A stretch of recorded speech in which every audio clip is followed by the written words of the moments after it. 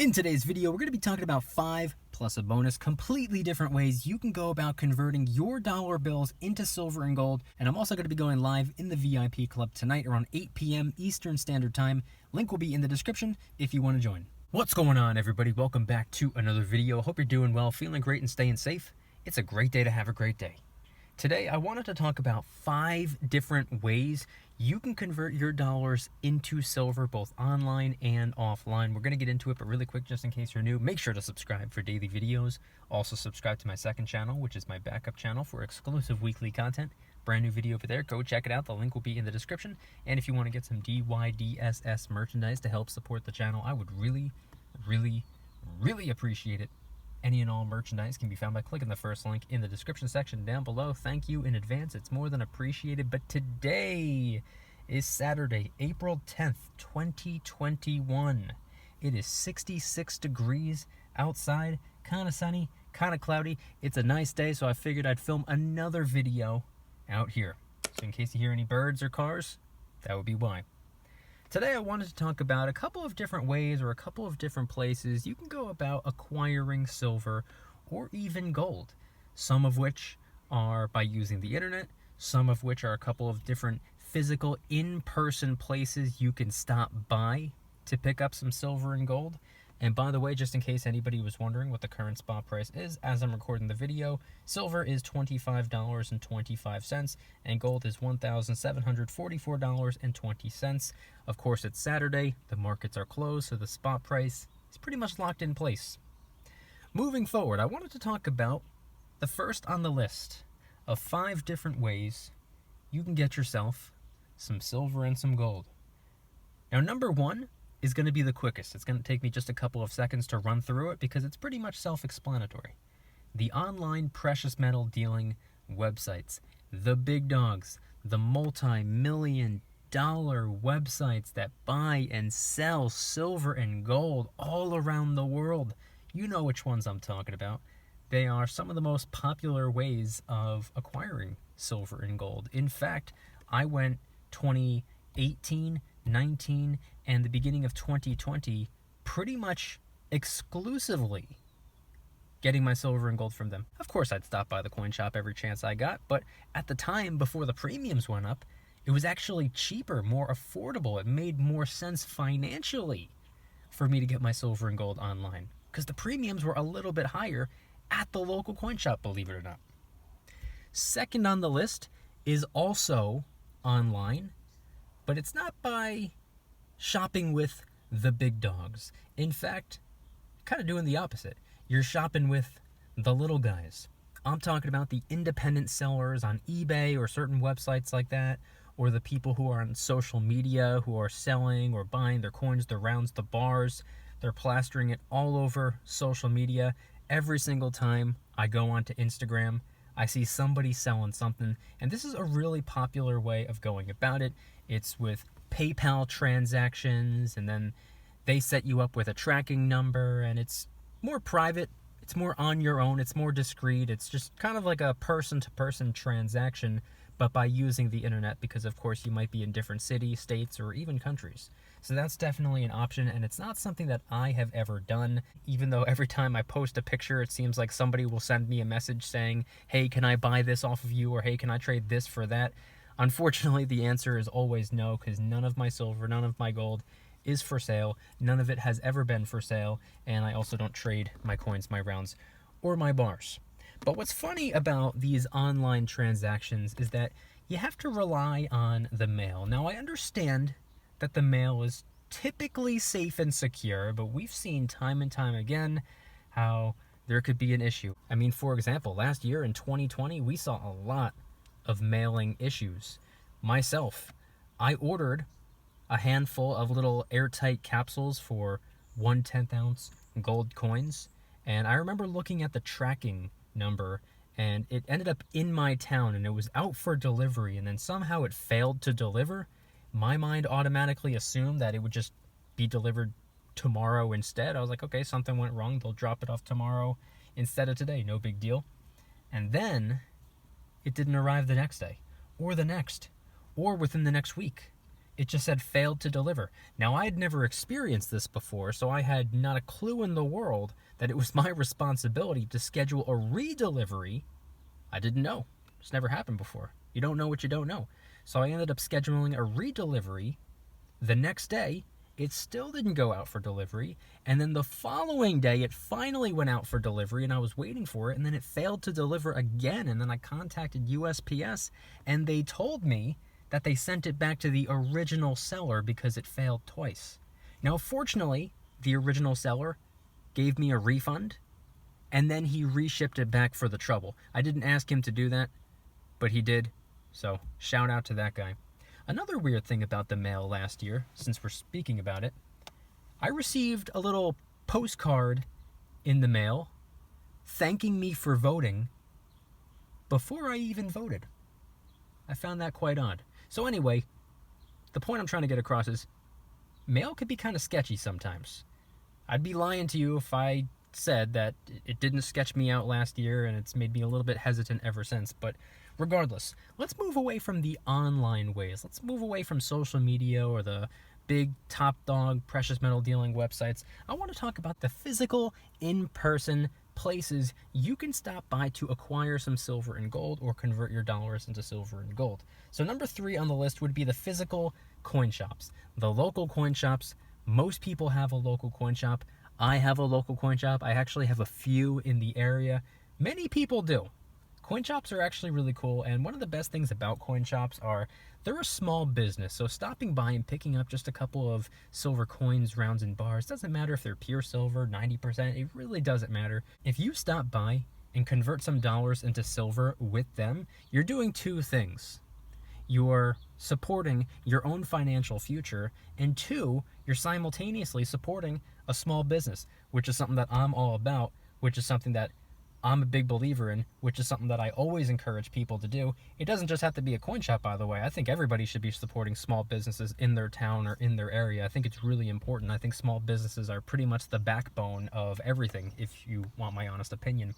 But what's also cool about the coin shops is that they're run by people who know a thing or two about coins. They're run by people who are passionate about coins for a variety of different reasons. Maybe they started out as a coin collector, or maybe it was a family business, or maybe it was this, or maybe it was that, or whatever the case may be. If you walk in, regardless of your reason for stacking, if you're just looking for a couple coins to complete a series, a set, or a collection that you're working on, or if you're stacking for a reason that I'm stacking for, long-term wealth preservation purposes, the coin shop owner or the coin shop worker is going to know exactly what your intentions are. They're going to know exactly what you're trying to do. They're going to understand exactly what your mission is, and they're going to be on board, and they're going to help you out to the best of their ability. Not to mention, here's another pro to coin shops. A lot of them have far better premiums on their silver than some of these online precious metal dealing websites have. So coin shops, in my opinion, on this entire list of different ways you can get your silver and gold, I would say the physical, in-person, local coin shop is probably the #1 best way of getting your silver and gold for a variety of different reasons, as previously explained. Now moving away from the physical, local coin shop, I want to talk about something that not a lot of people think about. Not a lot of people even consider. It doesn't even cross anybody's mind half the time, and that would be thrift stores. This is something that nobody seems to talk about, nobody seems to think about. In fact, I didn't even think of it until maybe about 1.5 to 2 years deep into my own personal silver and gold stacking journey. Now, when most people think of a thrift store, they're usually thinking of a place to buy used clothing or to drop off and donate or potentially sell some of your own used clothing. Most people don't think of it as a place that has coins. But if you've ever been inside of a thrift store, you'll know that they have far more than just clothes. I've actually been in a couple of different thrift stores. Now, I've never gotten any coins from a thrift store. I don't think I've ever even gotten clothes from a thrift store. Because let's be honest, who needs a thrift store when you got the DYDSS store? But I have gotten plenty of books from thrift stores. So I love thrift stores, and I haven't been to one in a very long time, but I would like to go back and maybe pick up another couple of books, and who knows, if they have any silver, maybe I'll snag some off of them. fourth on the list is potentially the most, I don't want to say controversial, but the one that most people would probably be pretty leery about, and that would be a pawn shop. A pawn shop, unfortunately, has not the greatest reputation, and they have this stereotype where they're run by people who are unethical and they want to rip people off, and stereotypes pretty much always exist for a reason, and I understand why they have a little bit of a bad reputation. But nowadays, the pawn shops that I visited, I don't think I've ever really gotten a whole lot of silver from pawn shops, but I have sold a couple of things before I got started stacking.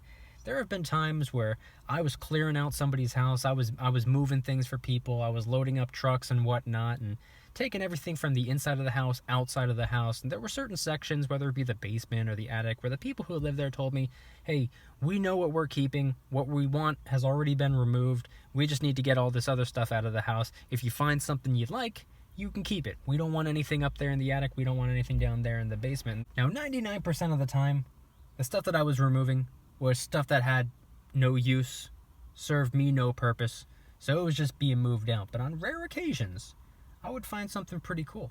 Maybe a ring, maybe a money clip, maybe something else. And if I had full permission to keep it, I would take it. But since it served me no real purpose, I would bring it on over to the pawn shop, and I would be told, it would be tested right in front of me, its purity, how much it's worth, and if I wanted to sell it. And back then, I would sell it. And even in recent years, I ended up finding some 40 and 90% by removing stuff from people's houses, which I was, once again, told that I could keep. So I thought that was pretty cool. So even though I don't typically go to a pawn shop to acquire my silver, I have on a couple of different occasions. I got some constitutional silver from there, which I consider to be fully trusted. I got some sunshine bars from them, which have proof of authenticity on the back. You can just scan over top of it and prove that it's real. They can even test it right there in front of you if you request for them to do it. Now, it's also important to remember that a pawn shop is a business. They have one thing in mind, and it's to make money, as every single business on the planet is trying to do. They want to make money, and if they want to make money, they're not going to rip themselves off by buying something that's fake. A lot of people avoid pawn shops like the plague because they think somebody's going to try to sell them something that isn't real. And from my personal experience, just by visiting different pawn shops, even just to have a couple of different conversations or to talk to certain people about certain things or to see how much something is worth, even if I don't even plan on selling it, or if I just want to pick up some constitutional silver or a sunshine bar, whatever the case may be. I've been to a variety of different pawn shops. I haven't seen anything fake. Once again, if they're a business, and if they have any business being a business, they're not going to be stupid enough to buy fake stuff. Now, something you can also do, since pawn shops pretty much deal with people who are not really in the greatest positions. A lot of people, when they're in a state of desperation, they'll take anything that they believe has value and they'll pawn it off at the pawn shop. So a lot of the time, these pawn shops aren't really dealing with people who are looking to preserve their wealth for the long term, and they're not really expecting you to have a very strong understanding of what the precious metals even are or how much they're even worth. So if you're going to visit a pawn shop, whether you're buying, whether you're selling, or whether you're just looking around, I personally believe the first question you should ask as soon as you walk in the door is, what is the current spot price? If you ask them what the current spot price is, keep in mind, please know what the current spot price is before you even ask the question. But if you walk in and that's the question that you ask, their mind is automatically going to go to, okay, this guy or this girl at least has somewhat of an understanding, even the bare minimum understanding. And if you have any type of understanding of the silver and the gold, they know that you're somebody who is either going to be taking it seriously or somebody that knows what they're doing or whatever the case may be. So that's just a little pro tip, I guess you can say. Those are 5 different ways, 5 different places you can get silver and gold from. And I'll even be cool enough to throw in a bonus place you can get silver and gold from. Another, very similar to the thrift store, another thing that a lot of people don't even think about, it doesn't even cross most people's minds, go and check out a nearby antique shop. I have one in my town. I've actually gotten quite a bit of silver from. A lot of towns have an antique shop. They sell all types of stuff. My local antique shop is an actual antique shop and they just have a small section of the store dedicated to coins. But some of the coins that they have are really old coins. There's probably a really strong chance if you walk into an antique shop that they might actually have Morgan dollars, peace dollars, or older constitutional silver. They also have silverware, they have old jewelry, they have watches, they have all types of stuff. And it's definitely an option. It's definitely a way you can go and potentially get your hands on some silver and or gold. I want you guys to head on down to the comments and let me know if there are any other ways of getting silver and gold that I didn't share in today's video. And I also want you guys to head on down to the comments and let me know, which of the two would you rather do? Would you rather get your silver online, or would you rather get your silver from a physical in-person store, whether it be a coin shop, a thrift store, an antique shop, a pawn shop, regardless? Or would you rather order it from one of these top dog precious metal dealing websites? Maybe it's more convenient for you. Maybe you believe that if they're an online precious metal dealing website, there's no way in the world that they could make a mistake and they know exactly what they're doing. Or would you rather do private person-to-person transactions, whether it be in person or whether it be through social media and using PayPal as the way of making your transaction? Head on down to the comments and let me know anything and everything related to today's video topic and different ways of acquiring precious metals. And if anybody's interested in joining the Precious Metals VIP Club, it's where I can do things on my own terms, not on YouTube's terms, my terms. I'm hosting privately held live streams. They're smaller and easier to manage. I will be going live tonight around 8 p.m. Eastern Standard Time. Come hang out. I'm also doing giveaways, discounts, personalized promo codes, shout-outs, deal alerts when silver and gold is on sale on a variety of different websites. And of course, you can watch all of my videos early and commercial-free. Come join the Precious Metals VIP Club. It'll be the first link in the description. You're invited. I'd be happy to have you. And if you guys enjoyed today's video, please hit that like button. If you guys like me, make sure to hit that subscribe button like a Karen hits a bus window. Or you can hit the subscribe button like a Karen hits another Karen.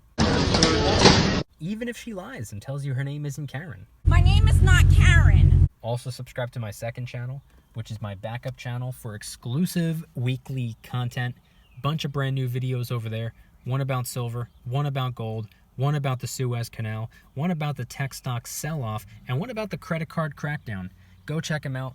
The link will be in the description. Trying really hard to hit 3,000 subscribers. We just hit 2,000, and I appreciate that. And if you want to help support the channel in the biggest possible way, please consider getting yourself some DYDSS merchandise. Of course, we have some precious metal themed t-shirts and hoodies, which are up for grabs, along with a ton of other products, t-shirts, hoodies, even stickers, many of which are raising funds and awareness for different charity organizations, such as the recently released Kraken Stackin' t-shirt, hoodie, sticker, and coffee mug, inspired by the beautiful 2-ounce silver Kraken coin, which, by the way, is helping us raise a little bit of funds and awareness for ocean cleanup charity organizations at no additional cost to you. It comes out of my pocket, not yours. And, of course, the brand new DYDSS Karen-free zone t-shirt, hoodie, sticker, and coffee mug. Any and all merchandise can be found by clicking the first link in the description section down below. Thank you in advance. It's more than appreciated. And I want you guys to head on down to the comments and let me know, once again, when it comes to a variety of different ways that you can go about acquiring silver and gold, ways that you can go about converting your dollars into silver and gold, such as the big top dog precious metal dealing websites, or using social media, or visiting the local coin shop, or the thrift stores, or the pawn shops, or even the antique shops. Which way is your favorite? Which way do you prefer? Would you rather get your silver and gold online? It's more convenient, more trustworthy potentially. Or would you rather go to a physical in-person storefront to get your hands on the precious metals? Head on down to the comments and let me know anything and everything related to today's video topic. Thank you guys so much for watching. I'll see you tomorrow. And remember, don't you dare stop smiling. Peace.